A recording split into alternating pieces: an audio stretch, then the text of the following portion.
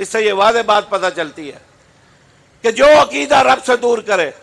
جو عقیدہ شرک کی طرف لے جائے، جو نظریہ شرک کی طرف لے جائے، جو مذہب شرک کی طرف لے جائے، رب کی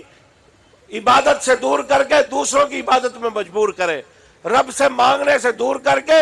دوسروں سے مانگنے کی ترغیب دے، اللہ کے قرآن نے یوسف کی زبان سے یہ فیصلہ کر دیا اور رہتی دنیا تک یہ پیغام دے دیا کہ ہر وہ عقیدہ باطل ہے، ہر وہ نظریہ باطل ہے، اور آسمانی نہیں بلکہ زمین پہ تیار شدہ ہے وہ عقیدہ جو رب کے سے دور کر کے کسی مخلوق کے در پہ لے جائے، وہ آسمانی نہیں ہو سکتا بلکہ لوگوں کا خود ساختہ اور من گھڑت عقیدہ ہوتا ہے۔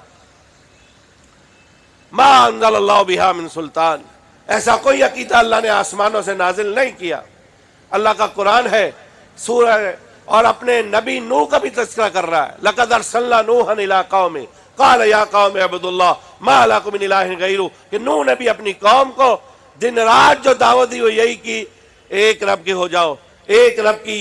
عبادت کرو، اسی سے استعانت طلب کرو، اسی سے اولاد طلب کرو، اسی سے رزق طلب کرو، اسی سے خوشیاں مانگو، اسی سے آسانیاں مانگو، اسی سے مصیبتیں دور ہونے کی دعا مانگو، اسی سے حاجت روائی کرواؤ، اسی سے مشکل کشائی کراؤ۔ جناب نوح نے رب انی دعوت قومی لیلا ونہارا، دن رات یہی پیغام اپنی قوم کو دیا۔